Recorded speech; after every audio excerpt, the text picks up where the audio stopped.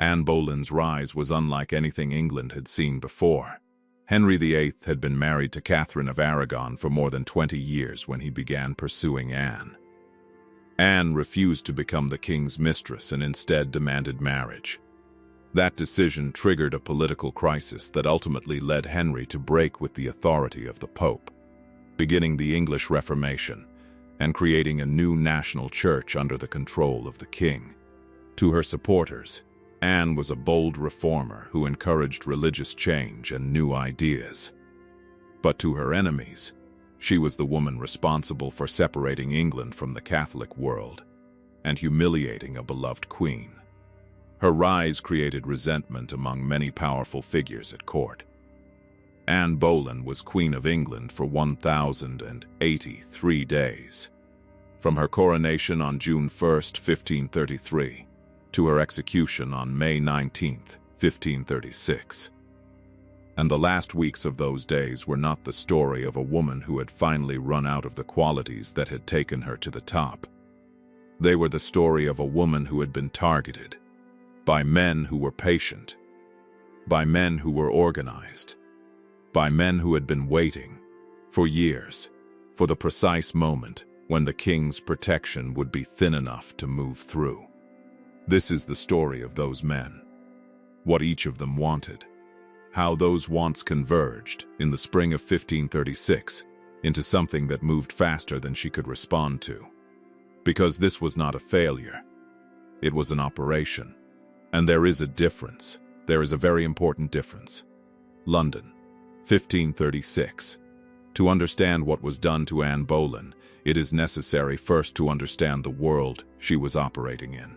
Henry VIII's court was not a meritocracy.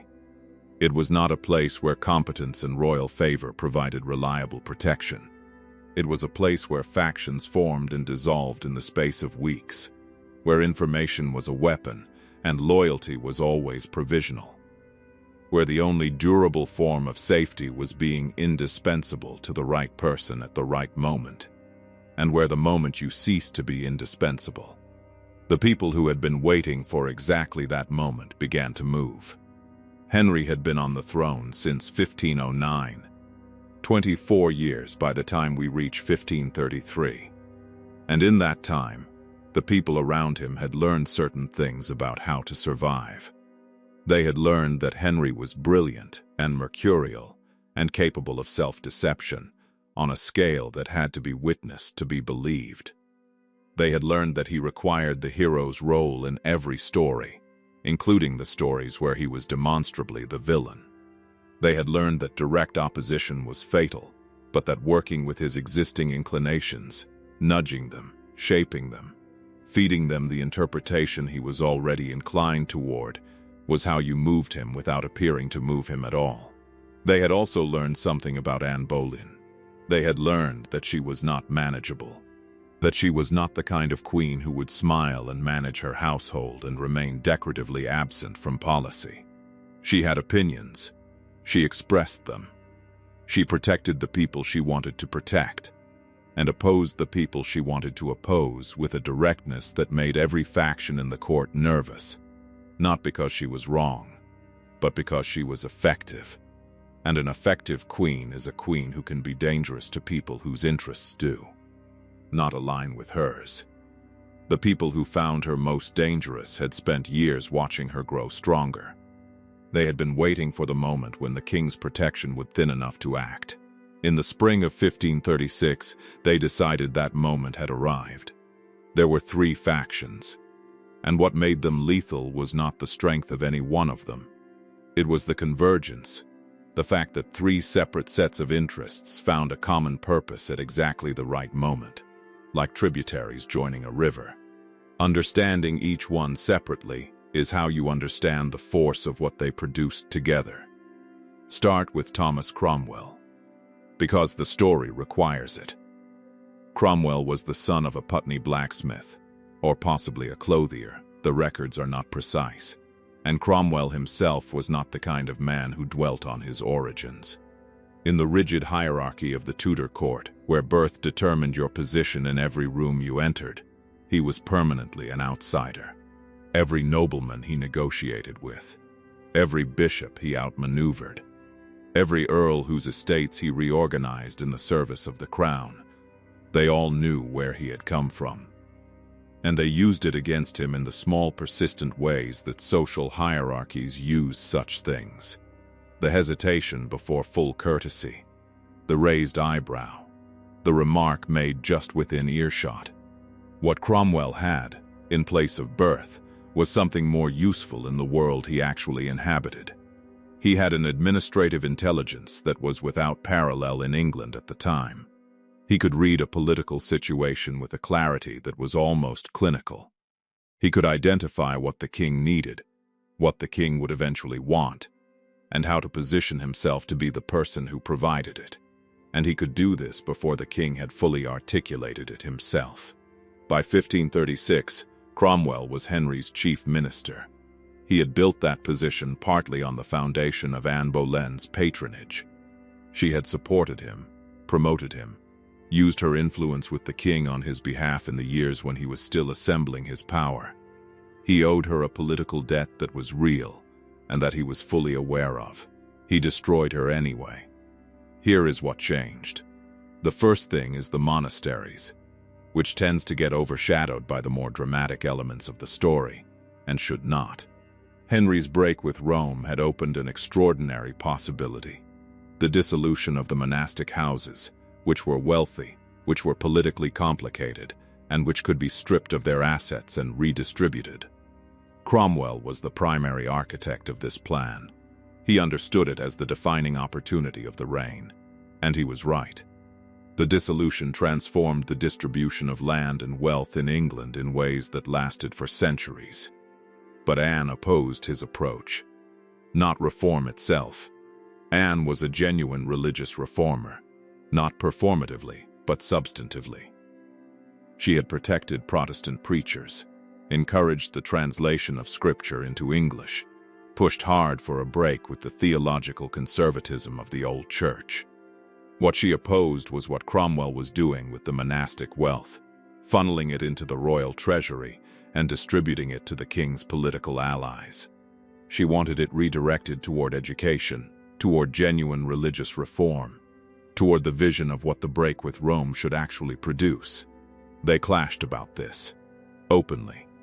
And Anne, as queen, had access to the king that Cromwell could not match through administrative channels alone. She was a real obstacle to the most important project of his career, and he knew it. The second thing is Jane Seymour. By late 1535, Henry's attention had begun moving toward Jane, who was a lady-in-waiting in Anne's own household, a detail of devastating irony, that the instrument of Anne's destruction was assembled inside her own domestic circle. Jane was coached. Her family was already embedded in the anti-Anne faction, and they understood precisely what role she was being positioned to play.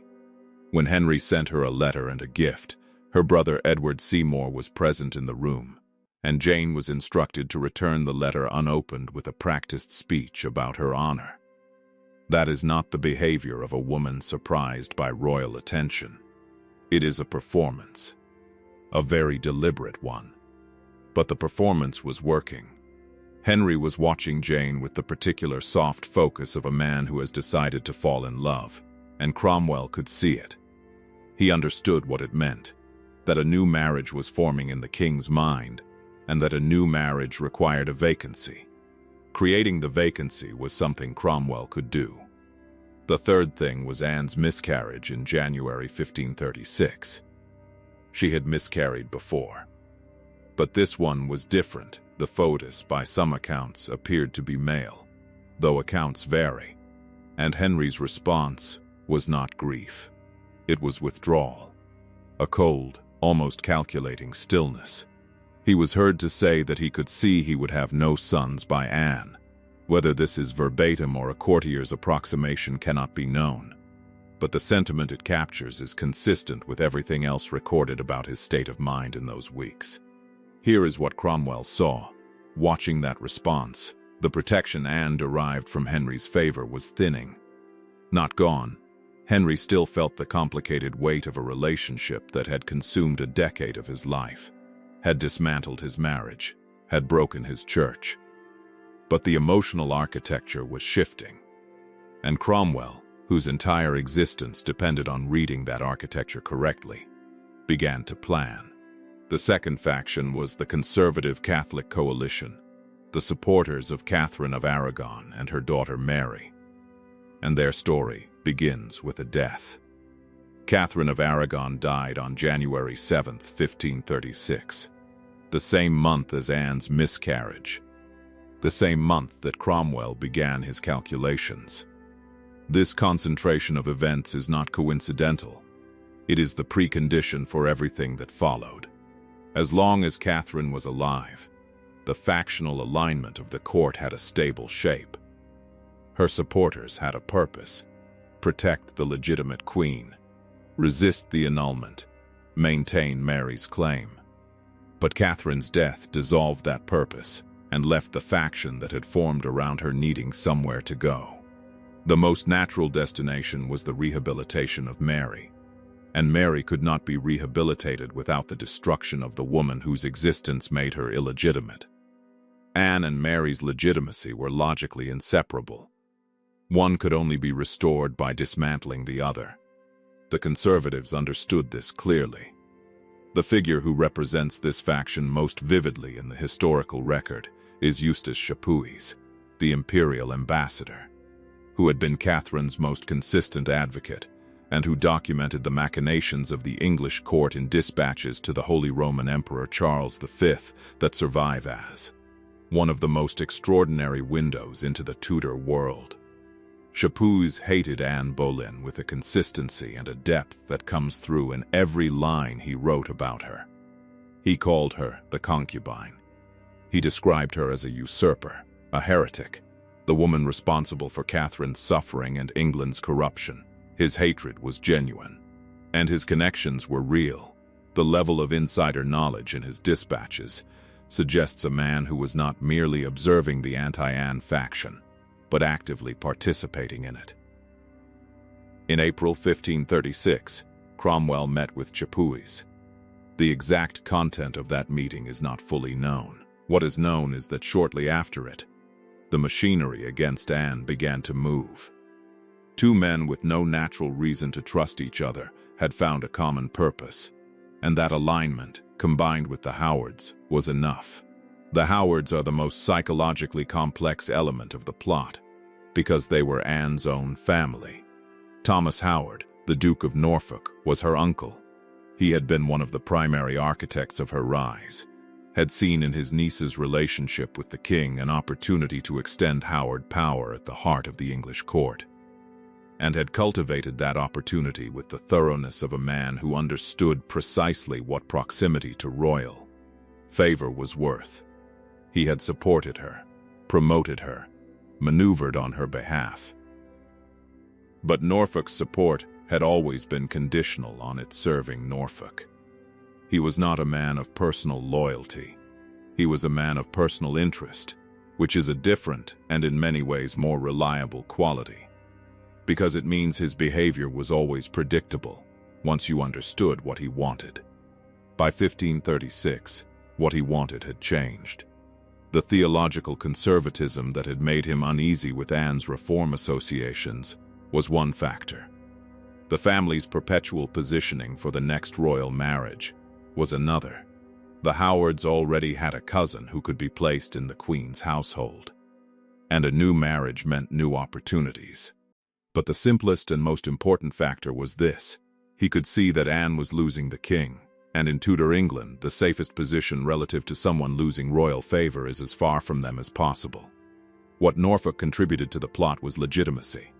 When he presided over the tribunal that convicted Anne as Lord High Steward, the officer responsible for conducting the proceedings and delivering the verdict, when he wept as he pronounced it, which he reportedly did, though whether from genuine grief or cold theater cannot be known at this distance, his presence gave the whole proceeding a weight that Cromwell's administrative machinery alone could not have produced. He was one of the greatest noblemen in England. He was her uncle. He ran the court that condemned her. He went home that night and continued to be the Duke of Norfolk for another 17 years. Now comes the machinery itself, the actual construction of the case. In April 1536, weeks before Anne's arrest, Cromwell was conducting examinations. He was speaking to people inside Anne's household. He was gathering, or constructing, or both simultaneously, the testimony that would become the prosecution's case. The accusations were designed to be unanswerable. Anne was charged with committing adultery with 5 men: Mark Smeaton, a court musician; Henry Norris, a gentleman of the King's Privy Chamber; William Brereton, a court official; Francis Weston, a young courtier; and George Boleyn, her own brother. The charge against George was not adultery alone. It was incest. And incest, in the theological and legal architecture of 1536, was not simply a serious crime. It was a category of transgression so extreme, so beyond ordinary human comprehension, that it placed the accused outside the reach of sympathy before a single piece of evidence had been presented.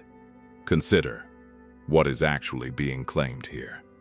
A Queen of England, a woman who lived her life entirely in public, attended at every moment by ladies-in-waiting and servants and courtiers, who had no private space in any meaningful sense, was conducting simultaneous affairs with 5 men, including her own brother, inside a court where information was the primary currency, and every person watched every other person constantly. The modern historical consensus is near unanimous. The charges were fabricated. The timeline makes this clear before anything else does. The specific dates and locations in the indictment, this act, this day, this place, repeatedly place Anne and the accused men in demonstrably different locations at the specified time. Several of the named men were elsewhere, provably, when the offenses were said to have occurred. This is not historical ambiguity or the fog of incomplete records. This is the kind of error produced when a case is constructed backward from its conclusion, when the people building it do not have the luxury of ensuring every detail is consistent with the others. The first piece of the case was Mark Smeaton. He was the youngest of the 5 named men, the only commoner, the lowest in status, and therefore the most vulnerable, the one with the least protection, the one whose confession would cost the least to extract. He was taken in for questioning. He was absent from the court for 24 hours or more, and then he confessed. He is the only one of the 5 who confessed. The records do not state explicitly that he was tortured. What the records show is that he entered the interrogation as a court musician and emerged from it having confessed to adultery with the Queen, a confession that guaranteed his death, that implicated 4 other men, and that became the foundation on which every subsequent accusation was built. There is no contemporaneous account of torture. There is also no coherent explanation for why a young musician would confess to something that would certainly kill him, unless the alternative was worse. Something happened in that room. The official record was not designed to preserve it. From Smeaton's confession, the case expanded with a speed that tells its own story. Henry Norris was arrested. Then Weston, Brereton, George Boleyn. Anne herself was arrested on May 2nd, 1536, and brought to the Tower of London by barge, down the same river, through the same gate, along the same route she had traveled in triumph 3 years earlier when she was brought to the Tower in advance of her coronation. The same water, the same tower. 3 years apart, in entirely opposite directions. Jane Rochford requires a separate accounting, because her role in the story is one of its darkest elements, and she is almost always misunderstood. Lady Jane Rochford was the wife of George Boleyn, Anne's sister-in-law, the woman who testified against both of them, against her own husband, in ways that were crucial to the prosecution's case against the incest charge, which required an insider witness to carry any weight at all. Why she did it is a question historians have been trying to answer for nearly 500 years. There are several possibilities, and they are not mutually exclusive. George Boleyn was, by multiple accounts, not a kind husband. He was cold, neglectful, possibly cruel in ways the record only half captures. Jane may have carried real resentment, a resentment that had been building for years and that made cooperation with his accusers feel like something other than pure betrayal. She may also have been doing the calculation that everyone in a threatened position in the Tudor court was always doing, identifying who was going to survive this and making herself useful to them. Or she may have been pressured. The interrogators who came to her were not conducting an inquiry but an extraction, and what they received was shaped by what they indicated they needed. Human motivation is almost never one thing. These explanations are not competing possibilities. They may all be true simultaneously, braided together into a response that Jane herself could not have fully analyzed.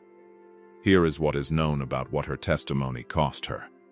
In 1542, 6 years later, she was executed alongside Catherine Howard, Henry's fifth wife, having become implicated in Catherine's alleged affairs. She died in the same tower where her words had helped send her husband and her queen.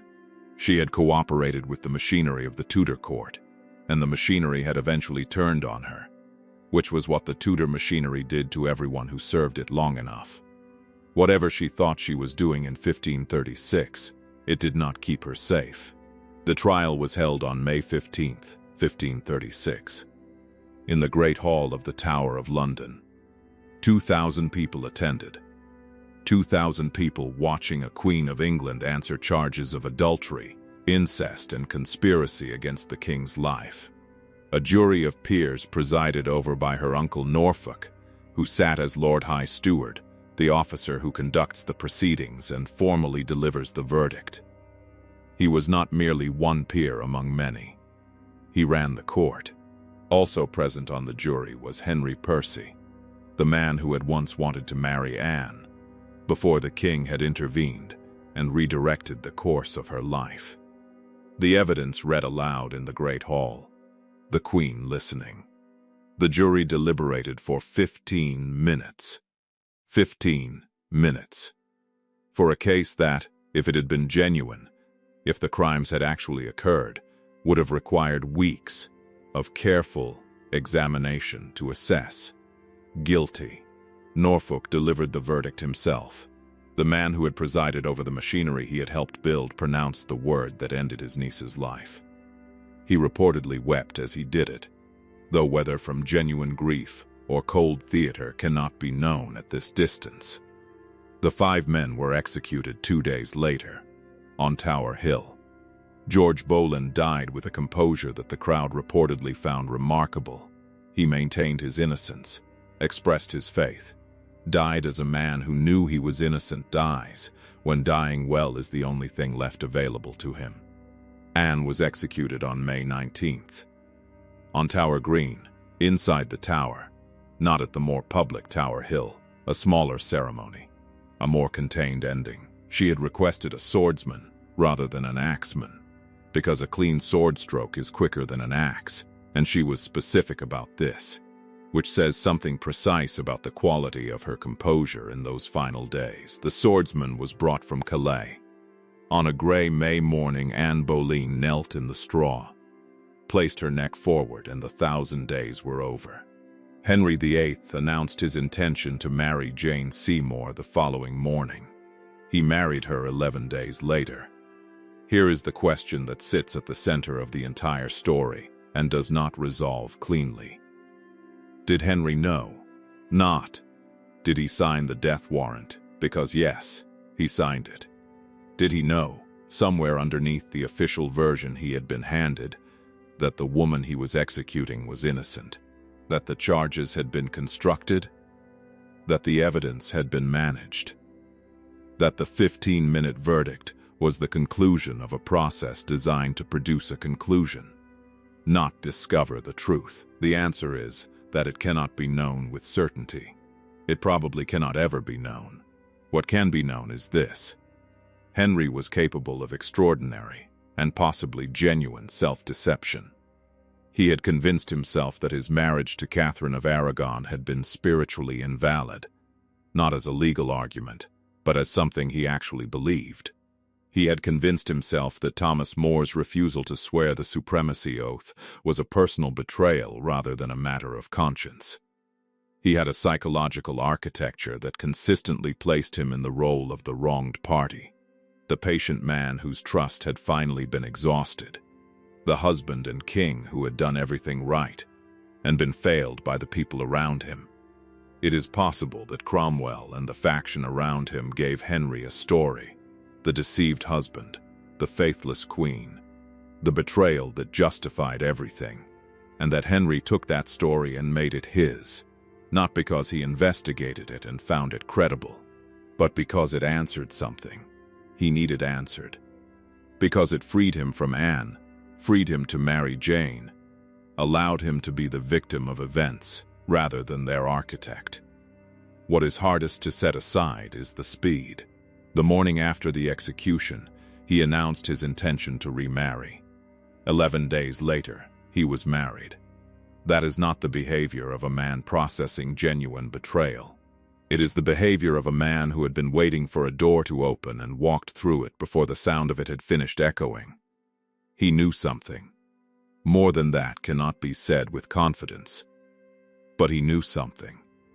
The enemies of Anne Boleyn received what they had worked toward. Then, one by one, the Tudor court absorbed them the way it absorbed everyone. Cromwell lasted 4 years. In 1540, his arrangement of Henry's marriage to Anne of Cleves, a diplomatic alliance that Henry despised from the moment he met his new bride, gave his accumulated enemies the opening they had been waiting for.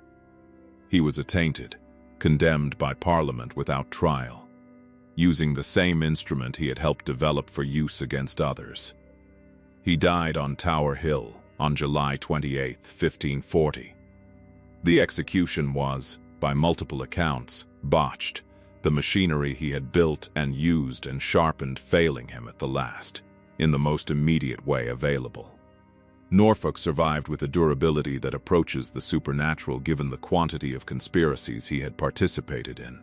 By 1546 he was in the Tower himself, awaiting execution on a treason charge. He was saved by the accident of Henry VIII dying on January 28, 1547, the night before the warrant was to be carried out, though this is likely a slight embellishment of the timing. He was released under Mary, and died in 1554 at the age of 80, in his own bed, which in the Tudor court was an extraordinary achievement. Jane Seymour gave Henry the son that all of this had been constructed to produce. Edward was born on October 12, 1537. Jane died 12 days later, almost certainly from puerperal fever. Henry mourned her with what observers recorded as the most genuine grief of his reign. She had given him what he wanted. She had not survived long enough to become something else. Mary was rehabilitated, her legitimacy partially restored, and became queen in 1553, the first queen regnant of England. Her reign was brief and defined by the religious passions that the world Anne had helped create had made inevitable. And Elizabeth. Elizabeth was 2 years old when Anne Boleyn was executed. She grew up in a court that could not speak of her mother safely, her own status declared legitimate, then illegitimate, then legitimate again.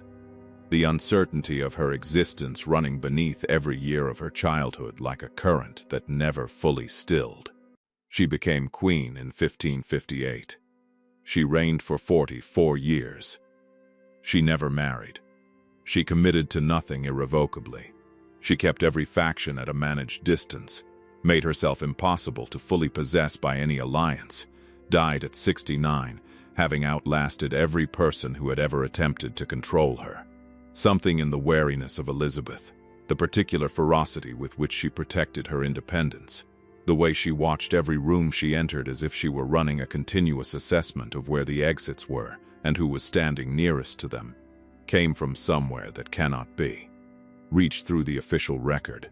She never spoke publicly of her mother. She kept, almost certainly, a portrait of Anne Boleyn, but never displayed it. She carried what had been done, and what had been done to her in the doing of it, in a place that history cannot access. Here is what is known.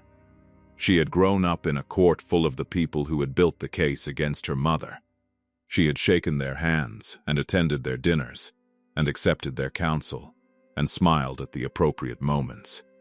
She had navigated, for 45 years, a world made by the same machinery that had produced the 15-minute verdict that ended Anne Boleyn. She knew what that machinery could do. She had been its product. And she had decided, not in a single moment, not consciously perhaps, but in the accumulation of every day lived inside the shadow of that knowledge, that it would never be used on her. It never was. Here is what a plot cannot know when it is being built.